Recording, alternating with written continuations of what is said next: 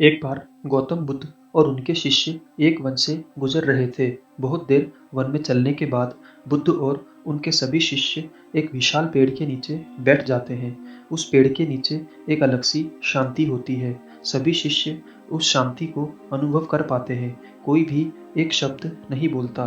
कुछ देर बीतने के बाद गौतम बुद्ध का एक शिष्य उठता है और बुद्ध से पूछता है, बुद्ध, मैं आपसे एक प्रश्न पूछना चाहता हूँ। बुद्ध कहते हैं, अवश्य पूछो, क्या प्रश्न है तुम्हारा?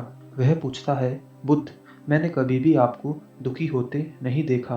आपके चेहरे पर हर समय एक अलग ही मुस्कुराहट रहती है, जो हमें भीतर तक आनंद से भर देती है। आपके चेहरे पर अलग सी चमक है, जो हमें दुख से दूर करती है। पर मैं यह जानना चाहता हूँ कि मेरे बिच्छू बनने से पहले मेरे जीवन में बहुत सारा दुख था, जिसके कारण मैं बिच्छू बना।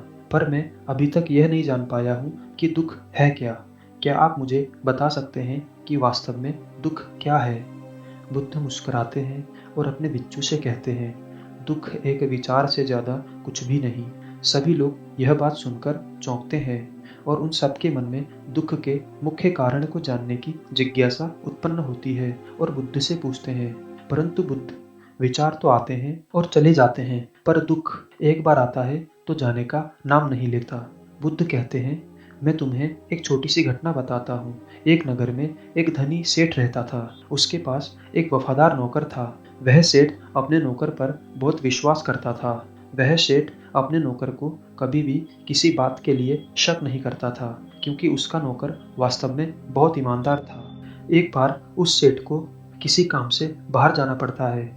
2-3 दिनों के बाद जब वह सेठ वापस लौटता है तो वह एक कीमती सामान लेकर आता है। वह उस कीमती सामान को अपने कमरे में बड़ा सजा कर रखता है और अपने नौकर से कहता है, ध्यान रहे यह टूटे नहीं, ये मेरा बहुत प्रिय वस्तु है। नौकर कहता है, मालिक, मैं पूरा ध्यान रखूंगा, आप चिंता न करें।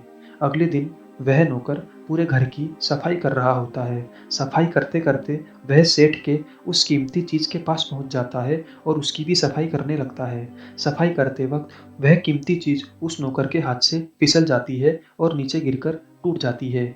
सेठ को यह बात पता चलता है और वह नौकर के पास आता है। खूब डांटता धमकाता है, परंतु न तो वह उस नौकर को नौकरी से निकाल सकता है और न ही उसे पीट सकता है। इसीलिए वह डांट धमकाकर उसे छोड़ देता है।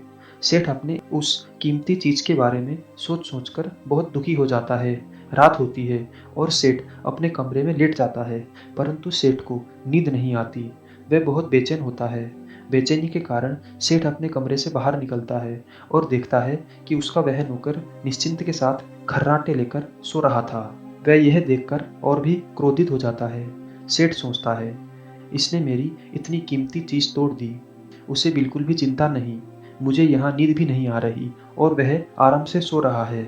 पर सेठ कुछ कर नहीं पाता। सेठ अपने कमरे में वापस चला जाता है। अगले दिन सुबह सेठ सोचता है, मैं इस समस्या से कैसे निकलूं। फिर सेठ को एक तरकीब समझ आती है। वह अपने नौकर के पास जाता है और अपने नौकर से कहता है, मुझे बहुत दुख हो रहा है, यह बताते हुए कि जो कीमती चीज कल तुमने तोड़ी थी वह मैं तुम्हारे लिए ही लाया था। मैं चाहता था कि मैं उसे तुम्हें दूं उपहार के तौर पे, परंतु अब क्या कर सकते हैं, वह तो टूट गई। सेठ की बात सुनकर नौकर को धक्का लगा।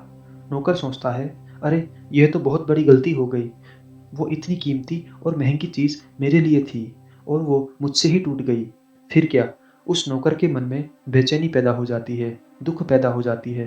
रात होती है और सेठ आराम से सोता है और वहाँ नौकर बेचैन रहता है। उसे नींद नहीं आती। नींद क्यों नहीं आती?